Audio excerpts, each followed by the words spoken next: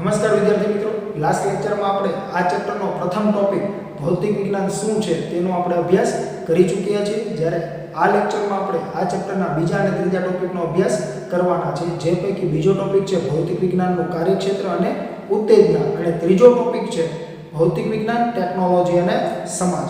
તો વિદ્યાર્થી મિત્રો, બીજો ટોપિક જે છે તે આપણે સૌપ્રથમ જોવાના છે, એટલે કે ભૌતિક વિજ્ઞાનનું કાર્યક્ષેત્ર અને ઉત્તેજના, જેને ઇંગ્લિશમાં કહી શકાય scope of physics and excitement of physics.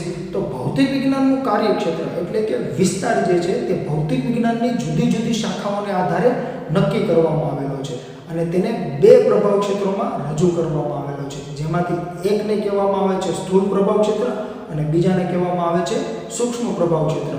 પરંતુ જો અત્યારની આપણે અત્યાધુનિક શોધખોળને આધારે વાત કરીએ તો અત્યારે ત્રણ પ્રભાવ ક્ષેત્ર કહી શકાય. એક તો છે માઇક્રોસ્કોપિક, એક છે મેક્રોસ્કોપિક, અને એક જે છે તે બંને વચ્ચેનું એટલે કે મેસોસ્કોપિક.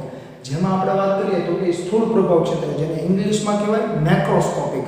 તો તેમાં જે ભૌતિક વિજ્ઞાનની જે પ્રચલિત વિદ્યાશાખાઓનો આપણે સમાવેશ કરી શકીએ તો એવી ચાર શાખાઓ છે: મિકેનિક્સ, થર્મોડાયનેમિક્સ, ઇલેક્ટ્રોડાયનેમિક્સ અને પ્રકાશશાસ્ત્ર, જેનો આપણે વિગતે ધોરણ 11 અને ધોરણ 12 સાયન્સમાં અભ્યાસ કરવાના છે.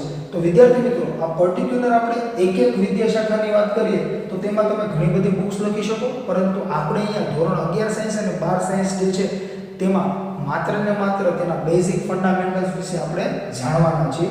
તો વિદ્યાર્થી મિત્રો, મિકેનિક્સ જે છે તેને ગુજરાતીમાં કહી શકાય યંત્રશાસ્ત્ર.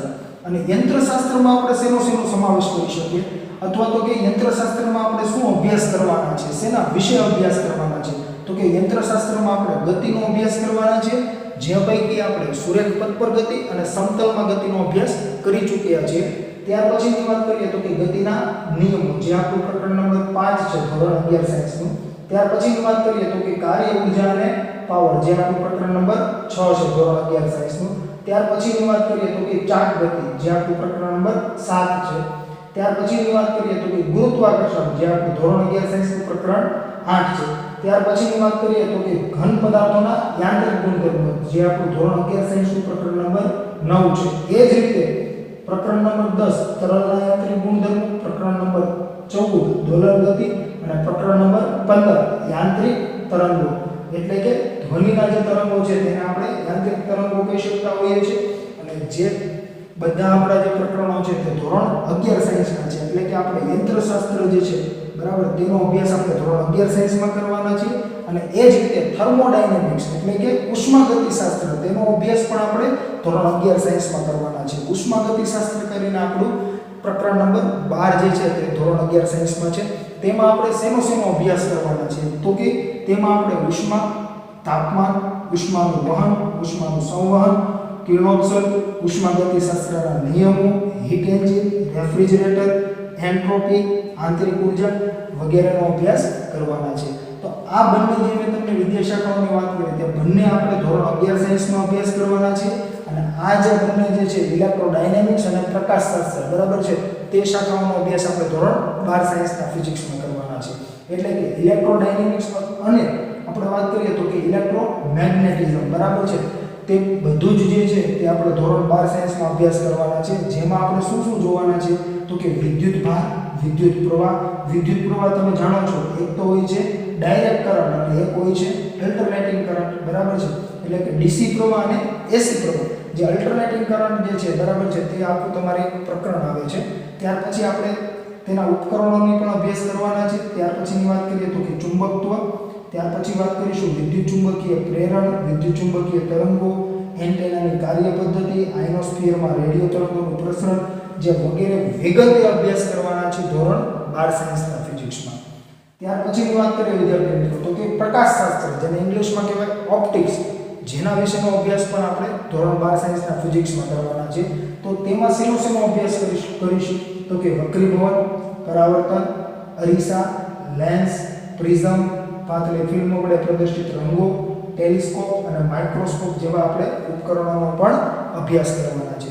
તો વિદ્યાર્થી મિત્રો, આ જે કાંઈ મેં તમને વિદ્યાશાખાઓની વાત કરી જે ફિઝિક્સની છે બરાબર, અને તેમાં શેનો અભ્યાસ કરવાના છે તે પણ આપણે જોઈ ચૂક્યા છે. તો તેમાં જે બંને જે વિદ્યાશાખા છે તે ધોરણ 11 સાયન્સ ફિઝિક્સમાં આપણે જોવાના છે, જ્યારે આ બંને જે છે તે 12th સાયન્સમાં આપણે અભ્યાસ કરવાના છે 12 સાયન્સ ફિઝિક્સમાં, બરાબર. ત્યાર પછીની વાત કરીએ તો કે સૂક્ષ્મ પ્રભાવ ક્ષેત્ર જે છે તેમાં શેનો સમાવેશ થતો હોય છે? તો કે સૂક્ષ્મ પ્રભાવ ક્ષેત્ર જે છે તેમાં પરમાણુય, આણ્વિય અથવા તો કે પરમાણ્વિક, આણ્વિક અને ન્યુક્લિયર ઘટનાઓનો સમાવેશ થતો હોય છે. અને તેમાં આપણે શેનો અભ્યાસ કરીશું તે પણ આપણે જોઈએ.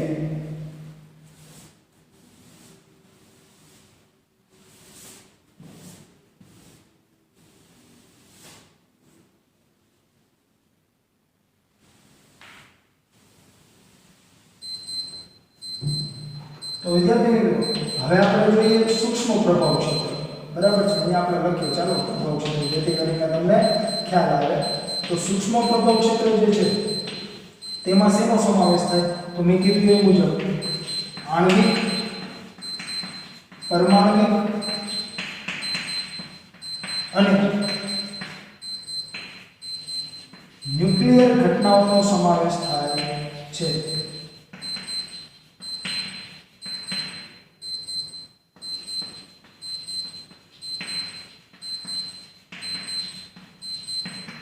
જેમાં આપણે શેનો અભ્યાસ કરીશું?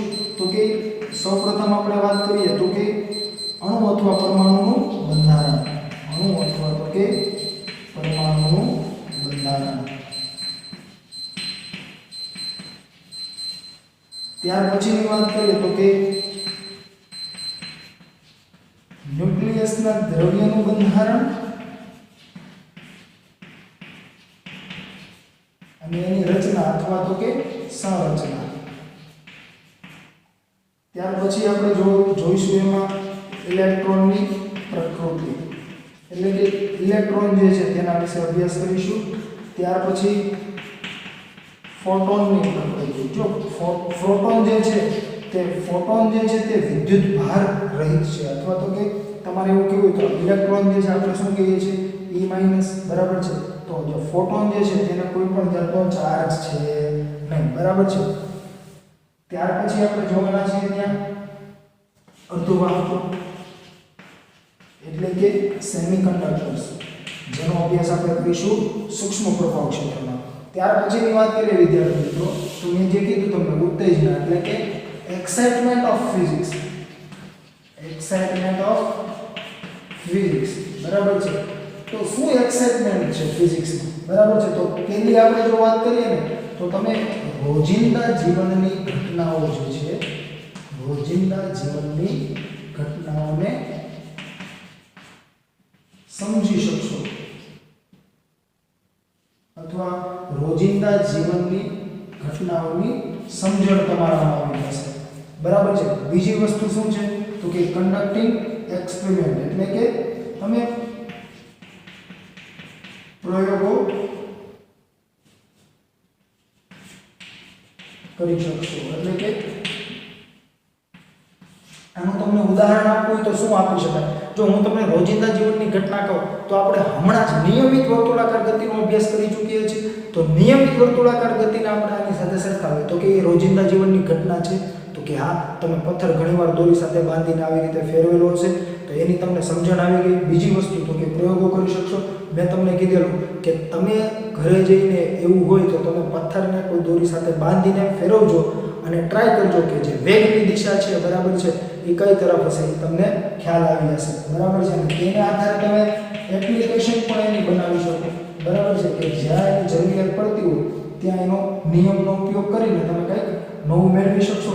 અને ચોથી વાત કરીએ તો કે ભવિષ્યની આગાહી પણ કરી શકો. ભવિષ્ય અહીંયા કહ્યું તો કે અહીંયા ભવિષ્ય તરીકે તમે એવું કહી શકો કે જો તમે હાથમાંથી દોરી છોડી દેશો તો પથ્થર કઈ તરફ જશે, અથવા તો કે કેટલા વેગથી કઈ તરફ ગતિ કરશે, બરાબર છે, તે શું બની જશે આપણા માટે? તો કે ભવિષ્ય. કેમ કે તમે હજી હાથમાંથી પથ્થરને દોરીને છોડી દીધી નથી, તો તમે એવું જ્યારે ફેરવતા હશો ત્યારે તમે એવું કહી શકો કે જો હું આ જગ્યાએ દોરી, જ્યારે પથ્થર અહીંયા પહોંચશે ત્યારે હું જો દોરીને છોડી દઈશ તો પથ્થર જે છે તે સીધી રેખામાં આ તરફ ગતિ કરશે, કેમ કે સ્પર્શકની દિશામાં ગતિ કરશે. એટલા માટે તમે ભવિષ્યની આગાહી કરી શકો. એ સિવાય અન્ય વાત કરીએ વિદ્યાર્થી મિત્રો, તો ભવિષ્યની આગાહી કરી શકતું હોય એવી આપણે એપ્લિકેશનો પણ યુઝ કરતા હોઈએ છીએ. Google maps. ગૂગલ મેપ્સ શું કરે છે? તો કે રોજિંદા જીવનની ઘટનાઓને આધારે તે પોતે ડેટાને આધારે નક્કી કરે છે કે કયા રસ્તા પર કેટલો ટ્રાફિક હોય છે, બરાબર છે. તેને આધારે તમને જુદા જુદા કોઈ પણ એક જ લોકેશન પર જવા માટેના જુદા જુદા ટાઈમે જુદા જુદા રસ્તાઓ આપે છે. તમે જો કોઈ મોટા સિટીમાં હશો, બરાબર છે, ત્યાં તમારે કોઈ એક લોકેશનથી બીજા લોકેશન પર જવું છે, તો તમે પ્રથમવાર જ્યારે ટ્રાય કરશો ને ગૂગલ મેપમાં, ત્યારે તમને જે રસ્તો બતાવ્યો છે બીજી વાર એવું બની શકે કે એના કરતાં અલગ રસ્તો બતાવે. કેમ? તો કે જ્યાં ઓછી ટ્રાફિક હશે ને એ રસ્તો તમને બતાવે છે. ત્યાર પછીની વાત કરીએ વિદ્યાર્થી મિત્રો, તો ગૂગલ મેપની જેમ જ એક વિન્ડી એપ્લિકેશન આવે છે, બરાબર છે, જે હવામાન માટે હોય છે. એટલે કે વરસાદ આવનારા દિવસોમાં, 2 દિવસમાં, 3 દિવસમાં વાદળો કેવા હશે, વરસાદી વાતાવરણ હશે કે નહીં હોય, તેના વિશેની પણ તેમાં આગાહી થતી હોય છે. એટલે કે ભવિષ્યની આગાહી કરી શકે છે. અને વિદ્યાર્થી મિત્રો, તમે જો નામ સાંભળ્યું હોય તો એક ભૌતિક વૈજ્ઞાનિક છે મિચિયો કેકુ.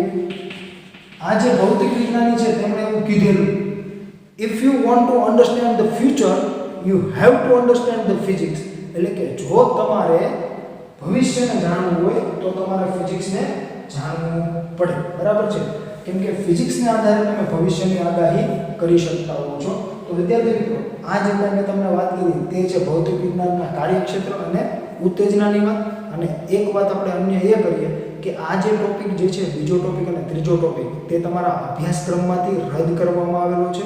એટલે કે તમારે પરીક્ષા માટે આને કોઈ યાદ રાખવાની જરૂર નથી, અથવા તો કે પરીક્ષા માટે તમારે આની તૈયારી કરવાની જરૂર નથી.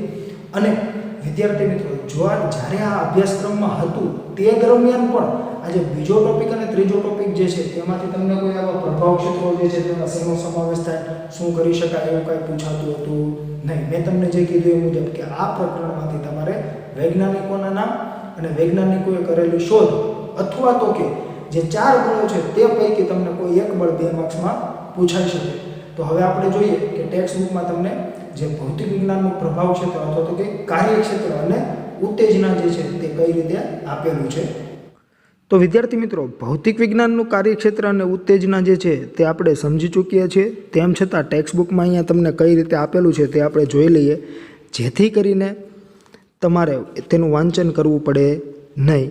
અને આ જે કાંઈ ભૌતિક વિજ્ઞાનનું કાર્યક્ષેત્ર અને ઉત્તેજના જે છે તે તમારા ફિઝિક્સના નોલેજ માટે છે, જે તમારે યાદ રાખવાની જરૂર છે નહીં. તો એમાં જોઈએ શું કહે છે. તો એમાં તમને આપેલું છે ભૌતિક વિજ્ઞાનનું કાર્યક્ષેત્ર અને વિસ્તાર ભૌતિક વિજ્ઞાનની જુદી જુદી વિદ્યાશાખાઓ દ્વારા મેળવી શકાય છે. મૂળભૂત રૂપે તેના 2 રસપ્રદ પ્રભાવ ક્ષેત્રો છે, સ્થૂળ અને સૂક્ષ્મ, જે આપણે ચર્ચા કરી ચૂક્યા.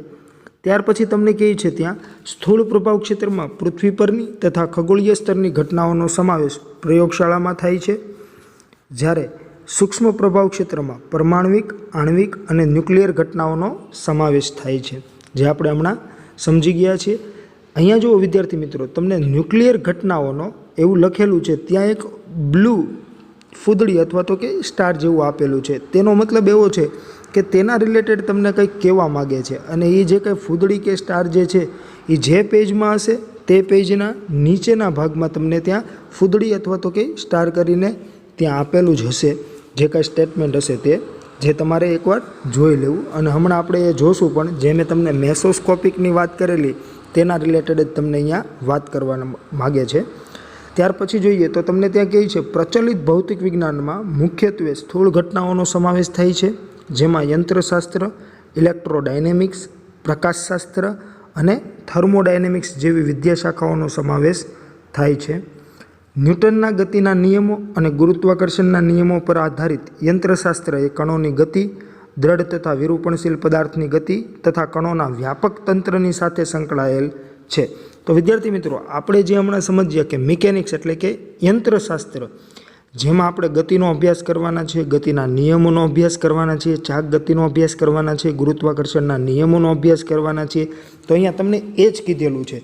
જો અહીંયા તમને ન્યૂટનના ગતિના નિયમો, ગુરુત્વાકર્ષણના નિયમો, પછી ત્યાં કહે છે યંત્રશાસ્ત્ર એ કણોની ગતિ, દ્રઢ તથા વિરૂપણશીલ પદાર્થની ગતિ એટલે કે કણોના તંત્ર અને ચાક ગતિની અહીંયા વાત કરેલી છે, જે આપણે પ્રકરણ 7માં વિગતે ચર્ચા કરવાના છે. ત્યાર પછી તમને કહે છે જેટ દ્વારા બહાર નીકળતા વાયુ વડે રોકેટનું આગળ વધવું, હવામાં પ્રસરતા ધ્વનિ તરંગો અથવા પાણીના તરંગો તથા બોજ હેઠળ વળીને રહેલા સળિયાનું સંતુલન વગેરે યંત્રશાસ્ત્ર સંબંધિત સમસ્યાઓ છે. તો જો વિદ્યાર્થી મિત્રો, અહીંયા પાણીના તરંગો, બોજ હેઠળ વળેલા અહીંયા સળિયાના સંતુલનની વાત કરેલી છે, ધ્વનિ તરંગોની વાત કરેલી છે.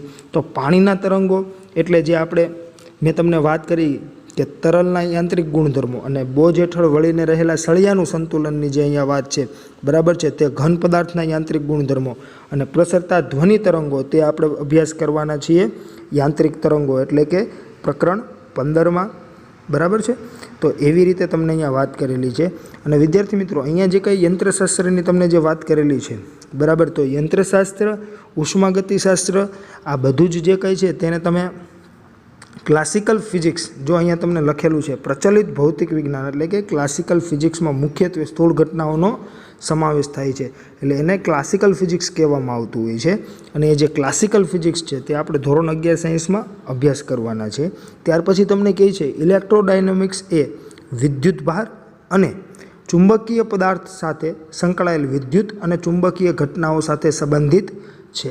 કુલમ્બ, ઓસ્ટ્રેડ, એમ્પિયર અને ફેરેડેએ તેના પાયાના નિયમો આપ્યા. આ નિયમોને મેક્સવેલે તેના પ્રચલિત સમીકરણોમાં સમાવેશ કરી અનુમોદિત કર્યા. જે મેં તમને કીધેલું ને કે મેક્સવેલ જે છે એણે 4 ઇક્વેશન આપ્યા, એની ચારેય ઇક્વેશનને આધારે તેને કહી શકાય કે ખૂબ જ મોટા મોટા જે પાર્ટ હતા, ઇલેક્ટ્રોસ્ટેટિક્સ, એક ઇક્વેશનથી આખું ઇલેક્ટ્રોસ્ટેટિક્સ સમજાવી દીધું, એક ઇક્વેશનથી એને આખું ઇલેક્ટ્રોડાયનેમિક્સ સમજાવી દીધું, એક ઇક્વેશનથી એને મેગ્નેટિઝમ સમજાવ્યું.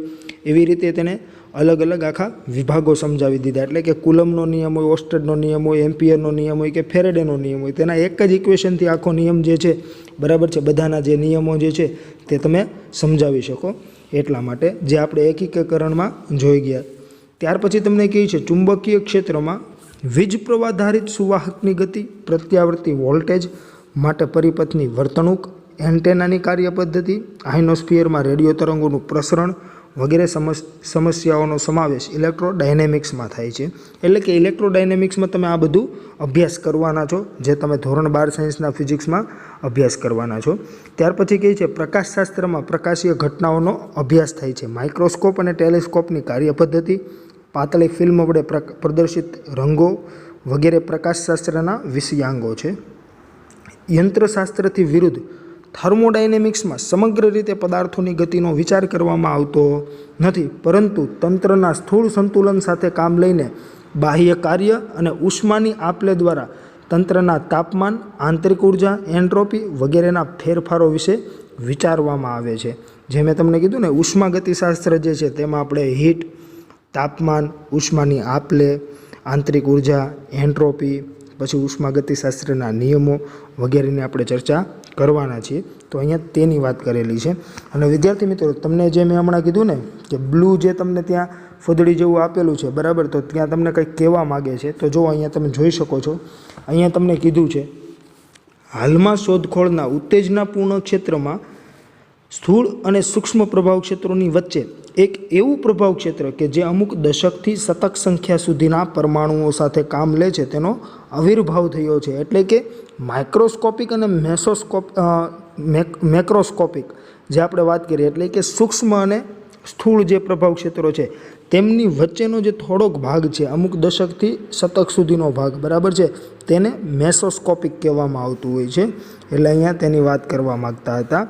ત્યાર પછી આપણે જોઈએ તો તમને કીધું છે કે કાર્યક્ષમતા, ભૌતિક અથવા રાસાયણિક પ્રક્રિયાની દિશા વગેરે થર્મોડાયનેમિક્સની રસપ્રદ સમસ્યાઓ છે, જે આપણે વિગતે ચેપ્ટર નંબર 12 જે છે ધોરણ 11 સાયન્સમાં તેમાં આપણે જોવાના છીએ. ત્યાર પછી તમને કહે છે કે ભૌતિક વિજ્ઞાનના સૂક્ષ્મ પ્રભાવ ક્ષેત્રમાં સૂક્ષ્મ સ્તરે, અને ત્યાં કહે છે જો બ્રેકેટમાં લંબાઈના પણ સૂક્ષ્મ સ્તરે પરમાણુઓ અને ન્યુક્લિયસના દ્રવ્યનું બંધારણ અને સંરચના તથા ઇલેક્ટ્રોન, ફોટોન અને બીજા પ્રાથમિક કણો સાથેની તેમની આંતરક્રિયાઓનો અભ્યાસ કરવામાં આવે છે. હવે જો અહીંયા ખાસ સમજો, કહે છે સૂક્ષ્મ પ્રભાવ ક્ષેત્રમાં સૂક્ષ્મ સ્તરે એટલે લંબાઈના પણ સૂક્ષ્મ સ્તરે. જુઓ તો તમે વિચારો તો ઇલેક્ટ્રોન, પ્રોટોન, પછી ન્યુક્લિયસ વગેરેની વાત થતી હશે તો લંબાઈ પણ કેવી હશે? અતિ સૂક્ષ્મ હશે ને. ન્યુક્લિયસની રેડિયસ કેટલી હોય તો કે 10⁻14 મીટરના ક્રમની હોય છે. તો એ મુજબની તમને અહીંયા વાત કરેલી છે. અને ત્યાં કહે છે કે ઇલેક્ટ્રોન, ફોટોન અને બીજા પ્રાથમિક કણો સાથેની તેમની આંતરક્રિયાઓનો અભ્યાસ કરવામાં આવે છે. એટલે કે ઇલેક્ટ્રોનની પ્રકૃતિ શું છે, ફોટોનની પ્રકૃતિ શું છે, બરાબર છે. હવે જે મેં તમને હમણાં કીધેલું એ મુજબ જ કે ફોટોન જે છે તે વીજભાર રહિત છે, તે દળ રહિત છે, પરંતુ એવું કહેવામાં આવે છે કે ફોટોન જે છે એ પેકેટ ઓફ એનર્જી છે. કેમ કે જે પ્રકાશના જે તરંગો જે છે, બરાબર છે, તેમાં ફોટોન હોય છે, એટલે એવું કહેવામાં આવે છે કે પેકેટ ઓફ એનર્જી, એમાં ઉર્જા ઘણી હોય છે. ત્યાર પછી કહે છે પ્રચલિત ભૌતિક વિજ્ઞાન એટલે કે ક્લાસિકલ ફિઝિક્સ આ સૂક્ષ્મ પ્રભાવ ક્ષેત્રને સમજાવવા માટે અપૂરતું છે, જ્યારે સૂક્ષ્મ પ્રભાવ ક્ષેત્રની ઘટનાઓને સમજાવવા માટે હાલમાં ક્વોન્ટમ સિદ્ધાંતને સ્વીકારેલ છે. એટલે કે આ જે કાંઈ આપણે સૂક્ષ્મ પ્રભાવ ક્ષેત્રની વાત કરીએ છીએ, બરાબર છે, તે આપણે ક્વોન્ટમ ફિઝિક્સમાં તેનો અભ્યાસ કરવાનો હોય છે. એટલા માટે તમને અહીંયા કહે છે કે ક્વોન્ટમ સિદ્ધાંતને સ્વીકારેલ છે. વ્યાપક રૂપે ભૌતિક વિજ્ઞાનની ઇમારત સુંદર અને ભવ્ય છે. જેમ જેમ આ વિષયમાં તમે આગળ વધશો તેમ તેમ તેનાથી વધુ અભિભૂત થતા જશો. એટલે જો અહીંયા તમને કીધેલું છે ટેક્સ્ટ બુકમાં પણ કે ઇમારત જે છે ફિઝિક્સની તે સુંદર અને ભવ્ય છે. જેમ જેમ તમે વિષયમાં આગળ વધશો તેમ તેમ તેનાથી વધુ અભિભૂત થશો. જો વિદ્યાર્થી મિત્રો, જે ફિઝિક્સ જે છે એ ખૂબ જ ઇન્ટરેસ્ટિંગ સબ્જેક્ટ છે. તેમાં તમારે કોઈ ગોખવાની જરૂર છે નહીં. માત્ર તમારે કોઈ પણ થિયરી જે છે એને તમે શાંતિથી સમજો, પછી એની એપ્લિકેશન શું છે એ તમને ઓટોમેટિકલી જો તમે એને સમજશો અને થોડું ઘણું તમારું તર્ક વાપરશો એટલે તમને ખ્યાલ આવી જશે. અને ધીમે ધીમે જેમ જેમ આપણે 1 બાય 1 જે કાંઈ પ્રકરણો અભ્યાસ કરતા જશું તેમ તેમ તમારો જે ઇન્ટરેસ્ટ જે છે, બરાબર છે, તે પણ ઓટોમેટિકલી વધતો જશે. પણ તમારે એને સમજવાનું છે, ગોખવાની જરૂર છે નહીં. ત્યાર પછી તમને કહે છે હવે તમે જોઈ શકો છો કે ભૌતિક વિજ્ઞાનનું કાર્યક્ષેત્ર કેટલું વિસ્તરેલું છે. તે લંબાઈ, દ્રવ્યમાન, સમય, ઉર્જા જેવી ભૌતિક રાશિઓના આશ્ચર્યજનક મૂલ્યોને આવરી લે છે. એટલે કે આપણે જે લંબાઈના માપક્રમ જોયેલા, દ્રવ્યમાનનો માપક્રમ જોયેલો, સમયનો માપક્રમ જોયેલો, તે બધાને આવરી લે છે. એટલે કે ફિઝિક્સમાં આપણે જે અગાઉ ચર્ચા કરી ચૂક્યા પ્રકરણ 2માં કે લંબાઈનો વિસ્તાર શું છે, દ્રવ્યમાનનો વિસ્તાર શું છે, સમયનો વિસ્તાર શું છે, તો એ સૂક્ષ્મથી લઈને સ્થૂળ સુધીનું જે આપણે લંબાઈનું માપન કરી શકતા હતા, દ્રવ્યમાનનું માપન કરી શકતા હતા, સમયનું માપન કરી શકતા હતા, તો એ કોની દેન છે? તો કે એ ફિઝિક્સની દેન છે. એટલા માટે તમને અહીંયા કહે છે કે આશ્ચર્યજનક મૂલ્યોને આવરી લે છે. કેમ આશ્ચર્યજનક કીધું? તો કે આપણે જો દળનો માપક્રમ જોવા જઈએ તો તમને ત્યાં કીધું હતું કે 10⁵ જે છે એટલો એનો ગુણોત્તર મળતો હતો. જો તમે અહીંયા જોઈ શકો છો કે 10⁻30 kgથી 10⁻55 kg, જે મેં કીધું ને 10⁻85 જે છે, બરાબર છે, એટલો એનો ગુણોત્તર તમને ત્યાં મળતો હતો. તો ત્યાં તમને હવે કહે છે કે ભૌતિક વિજ્ઞાનમાં એક તરફ ઇલેક્ટ્રોન, પ્રોટોન વગેરે સાથે સંકળાયેલ લંબાઈમાં અતિ સૂક્ષ્મ માપક્રમ પર 10⁻14 મીટર કે તેનાથી પણ નાની એટલે કે 10⁻15 મીટર. જ્યારે આપણે લંબાઈના માપક્રમની વાત કરતા હતા ત્યારે આપણે શું લેતા હતા? તો કે 10⁻14 મીટરથી લઈને 10⁻26 મીટર. ત્યારે પણ આપણે વિદ્યાર્થી મિત્રો વાત થયેલી કે જો તમને ગુણોત્તર પૂછાય, બરાબર છે, તો આપણે ગુણોત્તર કઈ રીતે લેતા હતા? તો કે સૌથી જે કાંઈ વધુ તમને જે મળે છે માપક્રમ એટલે કે 10⁻26 મીટર જે મળતો હતો તેના ભાગ્યા સૌથી સૂક્ષ્મ એટલે કે 10⁻14 મીટર. એટલે તમને ત્યાં કેટલું મળતું હતું? તો કે 10⁻40 ગુણોત્તર મળતો હતો. તો વિદ્યાર્થી મિત્રો અહીંયા તમને એવું કહે છે કે 10⁻14 મીટર કે તેથી પણ નાની. તો આપણે જે લંબાઈના વિસ્તારની વાત કરતા હતા ત્યારે જે 10⁻14 મીટર જે લેતા હતા તે પરમાણુમાં ન્યુક્લિયસનું પરિમાણ હતું.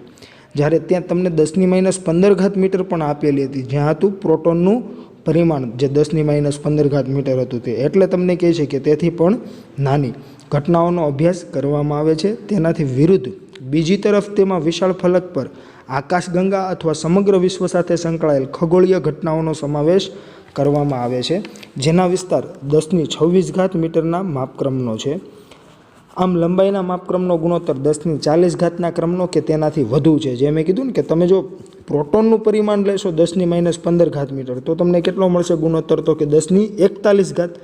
અને જે આપણે સમયનું માપક્રમ, લંબાઈના માપક્રમ અને દળના માપક્રમ બાદ આપણે ચર્ચા કરેલી કે તમને એક એવો આંકડો મળતો હતો કે 10⁻41 એકનો ગુણોત્તર મળે, બીજાનો પણ 10⁻41 મળે, અને ત્રીજું એટલે કે જે દળનો માપક્રમ છે એનો ગુણોત્તર આપણે 10⁻41 આખાના વર્ગને લગભગ નજીક કહી શકાય એવું તમને ત્યાં મળતું હતું.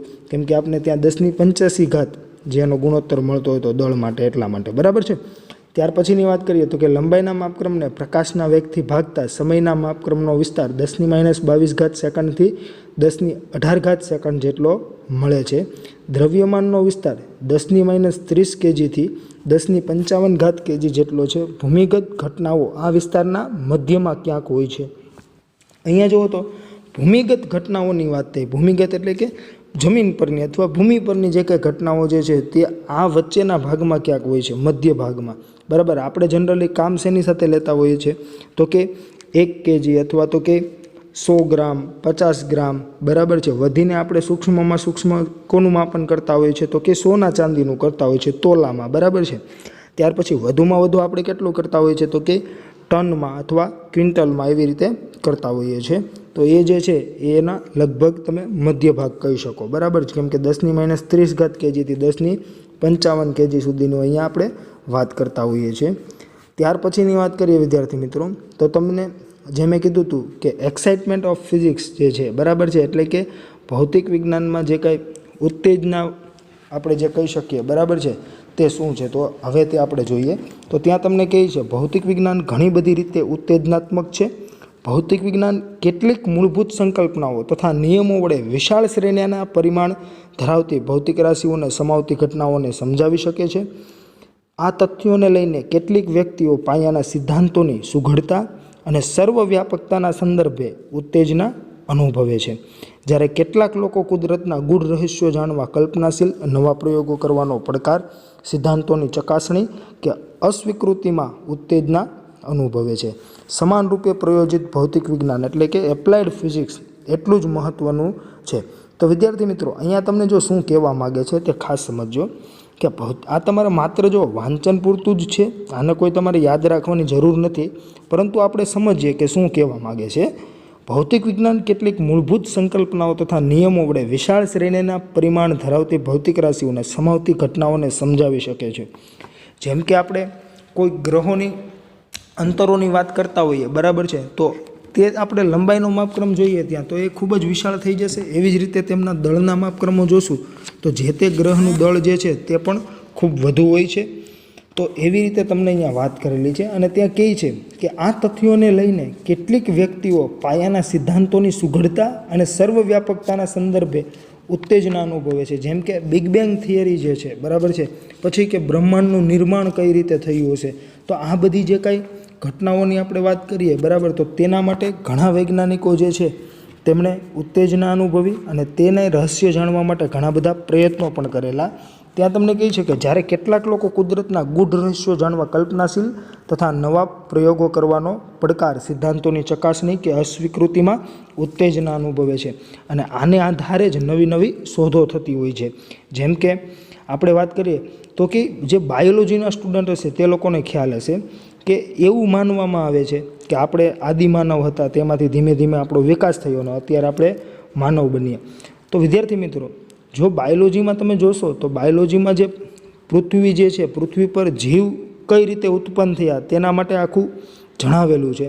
આપણે એવું પણ માનીએ છીએ કે ભગવાને આપણું સર્જન કરેલું છે, પરંતુ ત્યાં તમને એવું પણ કીધેલું છે કે સૌપ્રથમ એકકોષી જીવ આવેલા, એટલે કે સૌપ્રથમ કોઈ પણ એવું વાતાવરણ રચાયેલું કે પહેલાં તો શું હતું, બધી જગ્યાએ પાણી હતું, તો તેમાં કોઈ એકકોષી જીવ એટલે કે તમે અમીબા કહી શકો, બરાબર છે, તેનો જન્મ થયો હશે ઘણા બધા વર્ષોને આધારે, ઘણા બધા વર્ષો બાદ.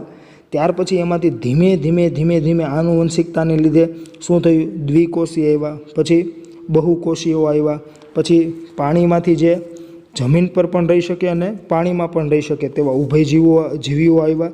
ત્યાર પછી ધીમે ધીમે જમીન પર રહેતા જીવો આવ્યા, ત્યાર પછી ઉડી શકે તેવા, એટલે કે ધીમે ધીમે ધીમે ધીમે આમાં પ્રગતિ થતી ગઈ છે, બરાબર છે. તો ત્યાં એવું પણ માનવામાં આવે છે અને ત્યાં એવું પણ કહેવાય છે કે પહેલાં જ્યારે પૃથ્વી જે સર્જન થયેલું જ્યારે પૃથ્વીનું, ત્યારે જે કાંઈ ટેમ્પરેચર હતું એટલું ટેમ્પરેચર અને જે આપણે કહેતા કે બધી જ જગ્યાએ પાણી હતું, તો એ પ્રમાણે જો પ્રયોગશાળામાં નિયંત્રિત પ્રયોગો કરવામાં આવે, બરાબર છે, તો તેને આધારે પણ એવું કહી શકાય છે કે હા, એકકોષી જે છે, બરાબર છે, કે એમિનોને લીધે જનરેટ થયા હશે. તો એવું પણ માનવામાં આવતું હોય છે. એટલા માટે અહીંયા તમને કહે છે ભૌતિક વિજ્ઞાનમાં નિયમોનું ઉપયોજન અને પૂરેપૂરા ઉપયોગ દ્વારા ઉપયોગી રચનાઓ બનાવવી તે રસપ્રદ અને ઉત્તેજક છે. એટલે કે તમે જો નિયમોનું પાલન કરો અને એના જે કાંઈ નિયમોને આધારે જે કાંઈ તમે ડિવાઇસ બનાવી શકો, બરાબર, તે પણ એક રસપ્રદ અને ઉત્તેજક છે. તે માટે કુશળતા અને ખંતપૂર્વકના પ્રયત્નો જરૂરી છે. જેમ કે આપણે કહેવું હોય તો સિલિકોન ચિપ્સ જે છે, બરાબર છે, તેના સેમિકન્ડક્ટર્સ જે છે, બરાબર, તેનાથી આપણે શું કરીએ છીએ તો કે લેપટોપ, મોબાઈલ, ટીવી જેવા બધા ડિવાઇસો આવ્યા. ત્યારબાદ અહીંયા આપણે વાત કરીએ તો કે એસી પ્રવાહને આધારે ટ્રાન્સફોર્મર અને જનરેટર પણ માર્કેટમાં આવ્યા.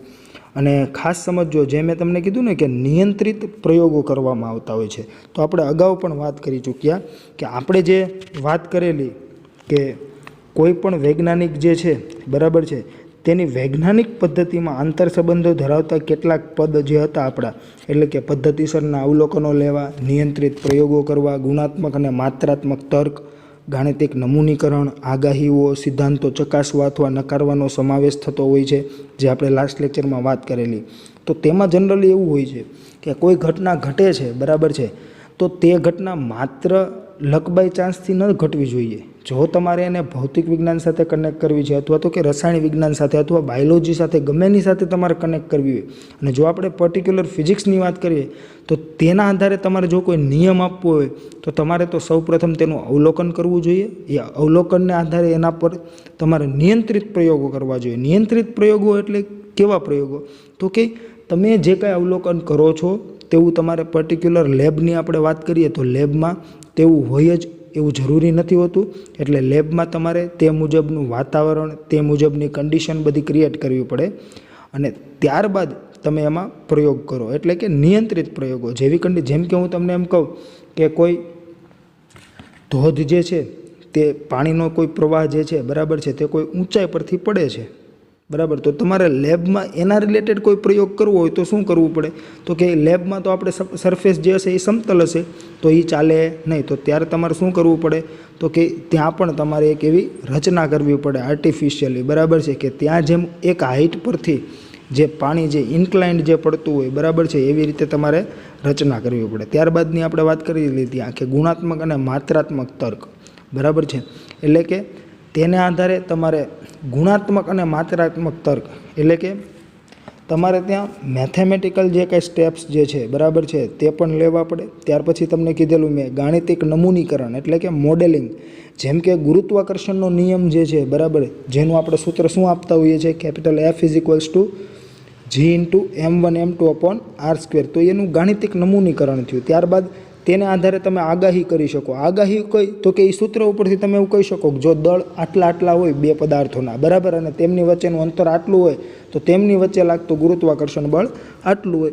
પછી મેં તમને કીધેલું કે સિદ્ધાંતો ચકાસવા અથવા નકારવાનો પણ સમાવેશ થતો હોય છે, બરાબર છે.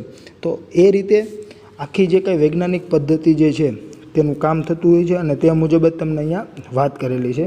ત્યાર પછી જો તમને આમાં ચર્ચા આખી બધી કરેલી છે કે છેલ્લી કેટલીક સદીઓમાં ભૌતિક વિજ્ઞાનની અસાધારણ પ્રગતિનું શું રહસ્ય છે. એટલે કે આ જે કાંઈ પ્રગતિ જે થઈ છે, બરાબર, ભૌતિક વિજ્ઞાનમાં જે અસાધારણ કહી શકાય, બરાબર, તેનું રહસ્ય શું છે તો કહે છે આ પ્રગતિ મૂળભૂત ધારણાઓ સાથે થતા ફેરફારોને સંલગ્ન છે.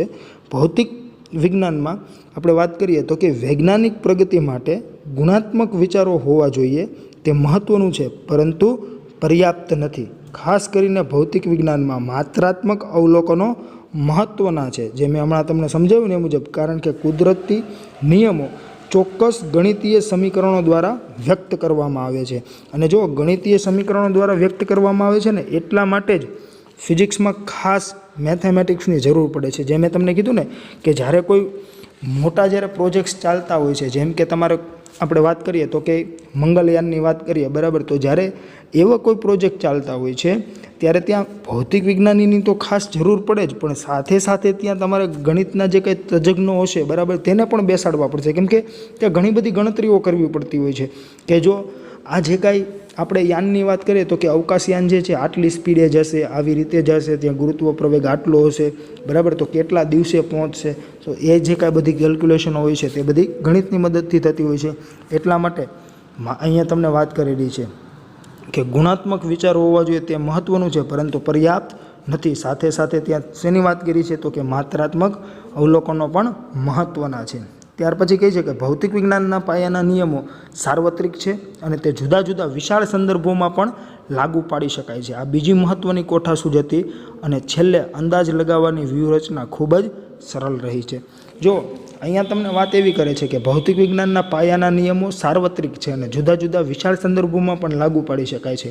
તમે જો કોઈ નિયમ બનાવો છો તો તેમાં કોઈ કન્ડિશન ન હોવી જોઈએ, તે કોઈ પણ કન્ડિશન માટે તે નિયમ લાગુ પડવો જોઈએ। મેં તમને કીધું ને હમણાં કે કોઈ ઘટના ઘટે છે તો તે લક બાય ચાન્સ ન હોવી જોઈએ કે એક જ વાર ઘટે એવું ન બની શકવું જોઈએ, બરાબર છે। તમે પ્રયોગશાળામાં જો નિયંત્રિત પ્રયોગો કરતા હોય ત્યારે તમે ઘણી બધી વાર તેના અવલોકનો લેવામાં આવે છે અને દર વખતે જો તમને સેમ મળે ને તો જ એને સ્વીકાર્ય કરવામાં આવતું હોય છે, બાકી તેને સ્વીકાર્ય કરી શકાય નહીં। ત્યાર પછી તમને વાત કરે છે કે રોજિંદા જીવનમાં મોટાભાગની ઘટનાઓ પાયાના નિયમોની જટિલ અભિવ્યક્તિ હોય છે। કોઈ એક ઘટનાના જુદા જુદા પાસાઓમાંથી ઓછી મહત્ત્વપૂર્ણ બાબતો કરતાં વધુ મહત્ત્વપૂર્ણ બાબતોને વૈજ્ઞાનિકો અલગ તારવવાનું વધુ મહત્ત્વનું સમજે છે। એટલે કે આપણી આજુબાજુ જે કાંઈ રોજિંદા જીવનની જે કાંઈ ઘટનાઓ ઘટી રહી છે તેને તમે ભૌતિક વિજ્ઞાનના પાયાના નિયમો સાથે જોડી શકો, બરાબર છે। પરંતુ તેને સમજવું જે છે, જેમ આપણે નિયમિત વર્તુળાકાર ગતિની વાત કરીએ, બરાબર છે, તે છે। અથવા તો કે તમે જે બ્રેક મારો છો કોઈ વાહનને અને જે કાંઈ તમને સ્ટોપિંગ ડિસ્ટન્સ મળે છે, બરાબર છે, તો આ બધી જે કાંઈ વસ્તુઓ જે છે તે પણ ભૌતિક વિજ્ઞાન સાથે કનેક્ટેડ જ છે, પણ થોડીક જટિલ છે, એટલે તમારે એને સમજવી પડે અને એમાંથી જે કાંઈ અતિ મહત્ત્વનું જે છે, બરાબર છે, તેને થોડું અલગ તારવી લેવું પડે અને એને સમજવું પડે। કોના પહેલાં? તો કે જેનું ઓછું મહત્ત્વ છે તેના પહેલાં। ત્યાર પછી તમને કહે છે પ્રથમ કોઈ ઘટનાના અતિ આવશ્યક લક્ષણો પર ધ્યાન કેન્દ્રિત કરીને તેના મૂળ સિદ્ધાંતો શોધવામાં આવે અને ત્યારબાદ તેમાં જરૂરી સુધારા કરીને વધુ શુદ્ધ સ્વરૂપમાં સિદ્ધાંત રચવામાં આવે છે। ઉદાહરણ તરીકે સમાન ઊંચાઈથી મુક્ત પતન કરાવેલ એક પથ્થર અને એક પીછું સરખા સમયે જમીન પર પહોંચતા નથી। જો આપણે બિલ્ડિંગ પરથી કોઈ પીછાને અને પથ્થરને બંનેને એકસાથે તમે મૂકી દેશો, એટલે કે મુક્ત પતન કરાવશો, તો બંને એકસાથે અને એક જ સમયે જમીન પર ન પહોંચે। શું કરવા? તો આપણે વાત કરી ચૂક્યા છીએ અગાઉ એના જેમ કે હવાનો અવરોધ જે છે તેના લીધે તે જમીન પર એકસાથે પહોંચશે નહીં। કેમ? પથ્થર જે છે, બરાબર છે, તે નક્કોર હોય છે, બરાબર, તેનું વજન બળ વધુ હોય છે એટલે તે ઝડપથી જમીન પર પહોંચી જશે। જ્યારે પીછું જે છે તેનું દળ ખૂબ જ ઓછું હોય છે, એટલા માટે તે હવાના અવરોધને લીધે શું કરશે? તો કે એક જ રેખાની ગતિ કરી શકતું હોતું નથી। એટલે અહીંયા તમને કહે છે કારણ કે આ ઘટનાનું આવશ્યક પાસું ગુરુત્વ ક્ષેત્રમાં મુક્ત પતનને હવાનો અવરોધ વધુ જટિલ બનાવે છે અને એટલા માટે જ આપણે જ્યારે મુક્ત પતનનો અભ્યાસ કર્યો ત્યારે આપણે હવાના અવરોધને શું કરીએ છીએ? અવગણીએ છીએ। એટલે જે અતિ આવશ્યક નથી, બરાબર છે, તેને અલગ તારવી લીધું અને તેને આપણે શું કરેલું છે? અવગણેલું છે। એટલે આવી રીતે થોડા ઘણા સુધારા વધારા કરીને કોઈ પણ નિયમો અપાતા હોય છે। અવરોધ અવગણી શકાય તેવી સ્થિતિનું નિર્માણ કરવામાં આવે તો ગુરુત્વ ક્ષેત્રમાં મુક્ત પતનનો નિયમ મેળવી શકાય। ત્યાં તમને એક ઉદાહરણ પણ આપે છે કે લાંબી અને શૂન્યાવકાશિત નળીમાં પથ્થર અને પીછાનું મુક્ત પતન કરાવવામાં આવે તો બંને લગભગ એક સરખા દરથી મુક્ત પતન પામે છે। આ પરથી મૂળ નિયમ મેળવી શકાય છે કે ગુરુત્વ પ્રવેગ પદાર્થના દળ પર આધારિત નથી। જો તો અહીંયા શું કીધું તમને?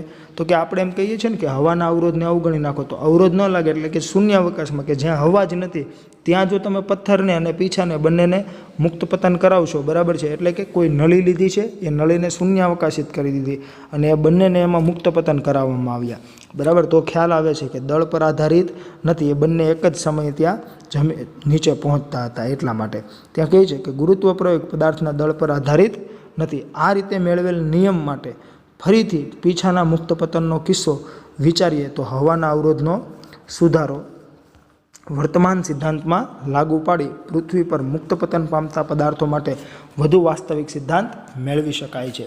તો વિદ્યાર્થી મિત્રો, અહીંયા તમને જે આપણે ભૌતિક વિજ્ઞાનનું કાર્યક્ષેત્ર અને ઉત્તેજનાની વાત હતી તે આપણે પૂર્ણ કરીએ છીએ અને અહીંયા તમને જે કંઈ વાત કરેલી છે તે તમારી સમજણ માટે છે અને જ્ઞાન માટે છે, તેને તમારે યાદ રાખવાની જરૂર છે નહીં। ત્યાર પછી જોઈએ 1.3 ભૌતિક વિજ્ઞાન, ટેકનોલોજી અને સમાજ। તો એમાં તમને શું કહે છે? તો આ જે કંઈ ત્રણેય જે છે, એટલે કે ભૌતિક વિજ્ઞાનને ટેકનોલોજી સાથે અને સમાજ સાથે શું સંબંધ છે તેની અહીંયા તમને વાત કરેલી છે અને આ પણ તમારે જે સિલેબસ જે છે તેમાંથી રદ કરેલ છે, એટલે પરીક્ષાની દૃષ્ટિએ તૈયાર કરવાની જરૂર નથી। અને જ્યારે આપણે પહેલાંના અભ્યાસક્રમની વાત કરીએ તો તેના માટે પણ ત્યાં એક શોધ જે છે બરાબર ન્યુક્લિયર વિખંડનની તે જ આપણે યાદ રાખવાની થતી હતી. તો હવે આપણે જોઈએ તેમાં કહે છે ભૌતિક વિજ્ઞાન, ટેકનોલોજી અને સમાજ વચ્ચેનો સંબંધ ઘણા બધા ઉદાહરણોમાં જોઈ શકાય છે. ઉષ્મા એન્જિનોની કોઈ પ્રણાલીને સમજવા માટે અને તેમાં સુધારા કરવાની જરૂરિયાતને કારણે ઉષ્માગતિશાસ્ત્ર વિષયનો ઉદ્ભવ થયો.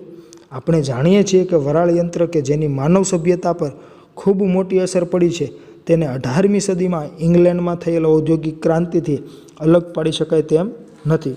ઘણી વખત ટેકનોલોજી નવા ભૌતિક વિજ્ઞાનને વિકસાવે છે તો ક્યારેક ભૌતિક વિજ્ઞાન નવી ટેકનોલોજી વિકસાવે છે. જો અહીંયા ખાસ સમજો શું કહેવા માગે છે. અહીંયા તમને કહે છે કે ભૌતિક વિજ્ઞાન, ટેકનોલોજી અને સમાજ વચ્ચેનો સંબંધ ઘણા બધા ઉદાહરણોમાં જોઈ શકાય છે. ત્યાં અહીંયા કીધું છે કે ઉષ્મા એન્જિનોની કોઈ પ્રણાલીને સમજવા માટે અને તેમાં સુધારા કરવાની જરૂરિયાતને કારણે ઉષ્માગતિશાસ્ત્ર વિષયનો ઉદ્ભવ થયો. એટલે કે કોઈ ટેકનોલોજી હતી એ ટેકનોલોજીમાં ફેરફાર કરવા ગયા તો આખો એક ફિઝિક્સનો વિષયનો ઉદ્ભવ થઈ ગયો. એટલે અહીંયા શું થઈ ગયું તો કે જ્યારે ટેકનોલોજીમાં તમે કંઈક કરવા ગયા તો આખું એક નવું ફિઝિક્સ મળ્યું. એવી જ રીતે કહે છે કે વરાળ યંત્ર કે જેની માનવ સભ્યતા પર ખૂબ મોટી અસર પડી છે તેને 18મી સદીમાં ઇંગ્લેન્ડમાં થયેલ ઔદ્યોગિક ક્રાંતિથી અલગ પાડી શકાય તેમ નથી. બરાબર છે. તો અહીંયા જે કંઈ તમને વરાળ યંત્રની વાત કરેલી છે બરાબર, એટલે કે આપણે વાત કરીએ તો કે સ્ટીમ એન્જિન જે છે બરાબર, તો સ્ટીમ એન્જિન જે છે તેમાં પણ અમુક મર્યાદા હતી. બરાબર છે. એટલે જ્યારે સ્ટીમ એન્જિનની મર્યાદા દૂર કરવા માટે ફિઝિક્સ વિષયને જ્યારે વિખવામાં આવ્યો, એટલે કે ફિઝિક્સ વિષયમાં એનું જ્યારે સમાધાન શોધવામાં આવી રહ્યું હતું ત્યારે થર્મોડાયનેમિક્સમાં ખ્યાલ આવે છે કે હીટ એન્જિન જે છે એટલે કે ઉષ્મા એન્જિનો જે છે તેને આધારે ડીઝલ એન્જિન મળી આવે છે. એટલે કે ફરી પાછું કંઈક તમને નવું મળી ગયું. બરાબર છે.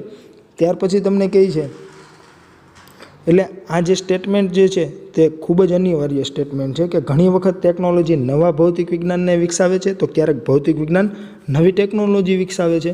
તેના માટે મેં તમને હમણાં અગાઉ પણ વાત કરી કે સિલિકોન ચિપ્સ જે છે બરાબર છે, એટલે કે સેમિકન્ડક્ટર્સ જે છે બરાબર, તેના આધારે તમે લેપટોપ, મોબાઈલ, ટીવી બરાબર છે જે બધાનો ઉપયોગ કરી શકો છો. ત્યાર પછીની આપણે વાત કરીએ તો કે વિદ્યુત ચુંબકીય પ્રેરણના સિદ્ધાંતને લીધે અલ્ટરનેટિંગ કરંટ એટલે કે એસી પ્રવાહ મળે છે. અને એસી પ્રવાહ જે છે તેને આધારે ટ્રાન્સફોર્મર અને જનરેટરની શોધ થયેલી. બરાબર છે. એવી જ રીતે આપણે વાત કરીએ તો કે વિદ્યુત ચુંબકીય તરંગોના ઉપયોગથી વાયરલેસ કમ્યુનિકેશન માર્કેટમાં આવ્યું અને જે આપણે અત્યારે ખૂબ જ બહોળા પ્રમાણમાં ઉપયોગ કરતા હોઈએ છીએ. બરાબર. તો અહીંયા તમને કહે છે કે ઘણી વખત ટેકનોલોજી નવા ભૌતિક વિજ્ઞાનને વિકસાવે છે તો ક્યારેક ભૌતિક વિજ્ઞાન નવી ટેકનોલોજી વિકસાવે છે. જેનું ઉદાહરણ છે વાયરલેસ કમ્યુનિકેશન, જે 19મી સદીમાં શોધાયેલ વિદ્યુત અને ચુંબકત્વના મૂળભૂત નિયમોને અનુસરે છે, જે મેં તમને કીધું ને વિદ્યુત ચુંબકીય તરંગોને આધારે. બરાબર. ત્યાર પછી કહે છે કે ભૌતિક વિજ્ઞાનના પ્રયોજન માટે પૂર્વાનુમાન બાંધવું દરેક વખતે સરળ હોતું નથી. એટલે કે પહેલેથી જ અનુમાન કરવું સરળ હોતું નથી, એટલે કે ધારણા કરવી સરળ હોતી નથી. વર્ષ 1933ના અંત સુધીમાં મહાન ભૌતિકશાસ્ત્રી અર્નેસ્ટ રુથરફોર્ડે પરમાણુમાંથી ઉર્જાના ઉત્સર્જનની ઘટનાને નકારી ચૂક્યા હતા. એટલે કે રુથરફોર્ડે એવું કીધું હતું કે પરમાણુમાંથી ઉર્જાનું કોઈ ઉત્સર્જન થઈ શકે નહીં. બરાબર છે. પરંતુ થોડા વર્ષ બાદ 1938માં એટલે કે 5 જ વર્ષ પછી હાન અને મિટનર ન્યુટ્રોનનો મારો ચલાવી યુરેનિયમમાં ન્યુક્લિયસની વિખંડનની ઘટના શોધી કાઢી. બરાબર, જે ન્યુક્લિયર રિએક્ટરો અને ન્યુક્લિયર હથિયારોની કાર્યપ્રણાલીનો પાયો છે. એટલે આવું જરૂરી નથી કે કોઈ જે વૈજ્ઞાનિક જે છે તે ઘટના નકારી ચૂકે બરાબર તો બીજા બધા વૈજ્ઞાનિક એવું ના કહે કે ભાઈ ચાલો ભાઈ આ વૈજ્ઞાનિકે ના પાડી દીધી બરાબર, એ ખૂબ જ મોટા વૈજ્ઞાનિક છે તો એમાં કાંઈ ના થાય. જ્યારે કોઈ આવી વસ્તુમાં કોઈ નકારે બરાબર ત્યારે વૈજ્ઞાનિકો જે છે તેમાં વધુ રસ દાખવતા હોય છે કે એમણે નકારી છે તો શું વાસ્તવમાં આમ નહીં જ થતું હોય. તો એવી રીતે જ્યારે એની જિજ્ઞાસાને લીધે ચેક કરતાં કરતાં ઘણીવાર નવી ટેકનોલોજી મળી જાય છે. તો એવી જ રીતે અહીંયા થયેલું કે હાન અને મિટનર જે છે બરાબર છે એ ચકાસણી કરતા હશે અથવા તો કે કંઈક પ્રયોગો કરતા હશે, તેના આધીન તેને 1938માં ન્યુટ્રોનનો મારો ચલાવ્યો અને યુરેનિયમમાં ન્યુક્લિયસ વિખંડનની ઘટના એણે શોધી, જેના પરથી ન્યુક્લિયર પાવર રિએક્ટરો અને ન્યુક્લિયર હથિયારોની કાર્યપ્રણાલીનો પાયો છે. બરાબર છે. ત્યાર પછી તમને કહે છે કે ભૌતિક વિજ્ઞાન ટેકનોલોજી વધુને વધુ ઊંચાઈ પર લઈ જાય છે.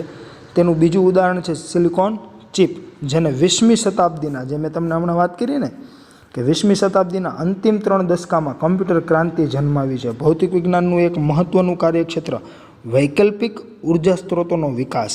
એ ભૌતિક વિજ્ઞાનનું યોગદાન હતું અને ભવિષ્યમાં પણ રહેશે. જે તમે ખાસ સમજો વિદ્યાર્થી મિત્રો, અહીંયા તમને શું કહે છે? વૈકલ્પિક ઉર્જા સ્ત્રોતોનો વિકાસ એ ભૌતિક વિજ્ઞાનનું યોગદાન હતું અને ભવિષ્યમાં પણ રહેશે. કેમ કે જો ઉર્જા સ્ત્રોત જે છે દિવસે ને દિવસે ઘટતા જાય છે, બરાબર છે, એટલે તમારી પાસે એવો એક ઓપ્શન હોવો જોઈએ કે જેનાથી તમે ઉર્જા મેળવી શકો. જે આપણે ન્યુક્લિયર વિખંડનથી ઉર્જા મેળવી શકીએ છીએ, પરંતુ તેના જે રેડિયેશન જે છે તે તમને હાનિ પહોંચાડતા હોય છે, એટલે શક્ય હોય તો તેનો ઓછો ઉપયોગ કરવો પડે, બરાબર. તો આપણે જોઈએ તો કે આપણે જે સૂર્યમાંથી નીકળતી જે કાંઈ ઉર્જા છે અથવા તો કે સૌર ઉર્જા જે છે, બરાબર છે, તે આપણે વાપરી શકતા નથી. તો શું કરાય? તો કે એમાંથી જેટલી ઉર્જા નીકળે છે ને તેમાંથી શક્ય એટલી વધુને વધુ ઉર્જા આપણે વાપરવી જોઈએ, બરાબર. તે વેસ્ટ જાય છે. તો એટલા માટે જ તમે અત્યારના દિવસોમાં જોશો તો સૌથી વધારે સોલાર પેનલોનો ઉપયોગ થાય છે, બરાબર છે. શેના માટે? તો કે ઉર્જા માટે, બરાબર છે. જે તમે ઘણી જગ્યાએ જોયું હશે કે કોઈ પણ ઘર હશે તેના ટેરેસ પર પણ અત્યારે લોકો સોલાર પેનલ મૂકતા હોય છે, જેના આધારે તેમને જે કાંઈ મહિના દરમિયાન જે કાંઈ ઉર્જાની જરૂર પડતી હોય છે તે ફ્રીમાં મળી શકે, અને જે કાંઈ સ્ટોર કરશે તે જીબીને અથવા તો કે પીજીવીસીએલ, ગેટકો વગેરેને આપી દેતા હોય છે અને તેના પણ એમને સારા એવા નાણાં મળતા હોય છે, બરાબર. તો અહીંયા કહે છે આપણી પૃથ્વી પર અશ્મિકૃત બળતણ ખૂબ જ ઝડપથી ઘટી રહ્યું છે. એટલે કે આજે કોલસો અને પેટ્રોલ ને ડીઝલ જે બધું છે તે હવે દિવસે ને દિવસે શું થાય છે? ઘટે છે. તેથી પરવડે તેવા અને નવા ઉર્જા સ્ત્રોત શોધવાની જરૂરિયાત છે. આ દિશામાં ઘણી પ્રગતિ થઈ ચૂકી છે. એટલે અહીંયા તમને વાત કરી છે કે પરવડે તેવા ને નવા ઉર્જા સ્ત્રોત. જો તો તમને પરવડે એવું કયું કહેવાય? તો કે સૌર ઉર્જા. કેમ કે એક જ વાર તમારે પેનલનો ખર્ચો, પછી તો તમારે કોઈ પણ ખર્ચા નથી અને તમને દિવસે ને દિવસે મફત ઉર્જા મળવાની જ છે. કેમ કે સૂર્ય જે છે, બરાબર, એની રોશનીનો તમારી પાસેથી કોઈ ચાર્જ લેતો નથી સૂર્ય, બરાબર છે. એટલા માટે તમને અહીંયા આવું કીધું. અહીંયા કહે છે ઉદાહરણ તરીકે સૌર ઉર્જા અને ભૂતાપીય ઉર્જાનું વિદ્યુત ઉર્જામાં રૂપાંતર. જો ભૂતાપીય ઉર્જા શું છે? તો કે તમે જો જમીનના પેટાળમાં જેમ જેમ નીચે જશો ને એમ એમ તમને ગરમીનો અહેસાસ થતો હોય છે, જેને શું કહેવાય? ભૂતાપીય ઉર્જા, બરાબર. જેનું આપણે વરાળિયું શાક કહેવાતું હોય છે, બરાબર, અથવા તો કે માટલા ઊંધિયું જેને તમે કહેતા હો છો, બરાબર છે.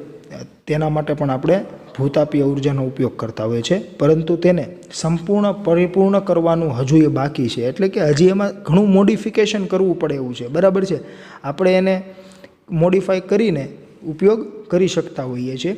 ત્યારબાદ તમને કીધું છે કે કેટલાક મહાન વૈજ્ઞાનિકો તેમનું મુખ્ય યોગદાન અને તેમના મૂળ દેશનું નામ કોષ્ટક નંબર 1.1માં દર્શાવેલ છે. આ કોષ્ટક દ્વારા આપ સૌ વૈજ્ઞાનિકોના પ્રયત્નોને બહુ સાંસ્કૃતિક અને આંતરરાષ્ટ્રીય સ્વરૂપ પ્રત્યે અભિભૂત થશો. કોષ્ટક નંબર 1.2માં ટેકનોલોજી અને તે ભૌતિક વિજ્ઞાનના કયા સિદ્ધાંત પર આધારિત છે તે દર્શાવેલ છે. સ્પષ્ટ છે કે આ કોષ્ટકની માહિતી સંપૂર્ણ નથી. વિદ્યાર્થી મિત્રો, આપ સૌને વિનંતી છે કે તમે સૌ તમારા શિક્ષકોની મદદથી, સારા પુસ્તકો અને વિજ્ઞાનની વેબસાઇટોની મદદથી આ કોષ્ટકની માહિતી વધુ સમૃદ્ધ બનાવી શકો છો. તમે અનુભવશો કે તમારો આ પ્રયત્ન જ્ઞાનવર્ધક અને મનોરંજક હશે.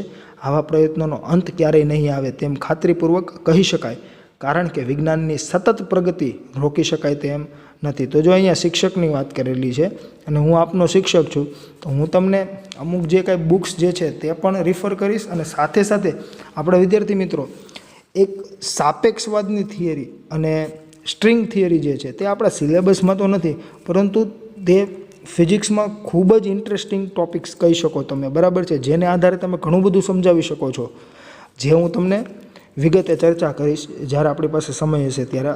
ધોરણ 11 સાયન્સમાં આપણે તે જોઈશું, બરાબર છે. ત્યાર પછી તમને વાત કરેલી છે કે ભૌતિક વિજ્ઞાન એટલે કુદરત અને કુદરતની ઘટનાઓનો અભ્યાસ, જે આપણે અગાઉ વ્યાખ્યામાં જોઈ ગયા છીએ. ત્યાર પછી તમને કહે છે ભૌતિક શાસ્ત્રીઓ પ્રયોગો, અવલોકનો અને તેના વિશ્લેષણના આધારે કુદરતમાં પ્રવર્તમાન નિયમોને શોધવાના પ્રયત્નો કરે છે. ભૌતિક વિજ્ઞાન કુદરતી જગતને નિયંત્રિત કરતા મૂળભૂત નિયમો સાથે સંકળાયેલ છે. એટલે જો કુદરતી જગતને નિયંત્રિત કરતા મૂળભૂત નિયમો સાથે સંકળાયેલ છે. અને ભૌતિક વિજ્ઞાનના નિયમોની તમને અહીંયા આગળ તમે જોશો તો જો કોષ્ટક 1.1 જે છે ને તે જો આવું છે, તેમાં તમને જે તે વૈજ્ઞાનિકનું નામ, તેમનું જે યોગદાન એટલે કે એમણે જે કાંઈ સંશોધન કરેલું છે તે આપેલું છે, અને તેમના મૂળ દેશનું પણ નામ આપેલું છે. એટલે કે તમે અગાઉ અભ્યાસ કરી ચૂક્યા છો કે ઉત્પ્લાવક બળ જે છે તે, અથવા તો કે ઉત્પ્લાવનનો સિદ્ધાંત એટલે કે ફ્લોટેશનનો નિયમ જે છે તે આર્કિમિડીઝે આપેલો હતો. તેનો દેશ જે છે તે કયો હતો? તો કે ગ્રીસ દેશના તે હતા. ત્યાર પછી જડત્વનો નિયમ ગેલેલીએ આપેલો હતો, બરાબર છે. તે તેનો મૂળ દેશ કયો હતો તો કે ઇટલી હતો. એવી રીતે તમને આખું કોષ્ટક આપેલું છે જે તમારે એકવાર વાંચવું. ત્યાર પછી તમે જોશો તો તમને ખ્યાલ આવશે કે ઘણા બધા અન્ય વૈજ્ઞાનિકોના નામ આપેલા છે. તે પૈકી આપણે ભારતના વૈજ્ઞાનિકો જોઈએ તો જુઓ એમ.એન. શાહ જેમણે થર્મલ આયોનાઇઝેશન, પછી એસ.એન. બોઝ જેણે શું આપેલું છે તો કે ક્વોન્ટમ સ્ટેટિસ્ટિક્સ આપેલું છે. ત્યાર પછી આપણે વાત કરીએ તો કે હોમી જહાંગીર ભાભા કોસ્મિક વિકિરણોની સોપાનીય પ્રક્રિયા.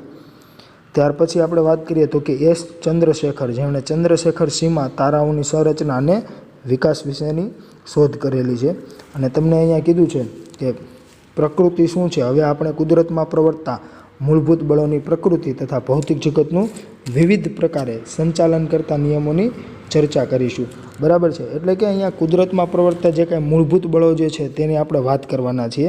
ક્યારે તો કે 1.4માં, જે હવે પછીના લેક્ચરમાં આપણે જોશું. વિદ્યાર્થી મિત્રો, આપણે તમારી આસપાસ તમે જો જોશો તો તમને ખ્યાલ આવશે કે ઘણા બધા બળો હોય છે. બરાબર. પરંતુ જે જુદા જુદા પ્રકારના જે બળો છે તેને એવું માનવામાં આવે છે, જે હમણાં આપણે અગાઉ વાત કરેલી એકીકરણની તે મુજબ, કે એ બધા જ બળો જે છે તેને અમુક જે ઓછામાં ઓછી સંખ્યાના બળો છે તેની સાથે તમે એકીકરણની મદદથી તમે સમજાવી શકો.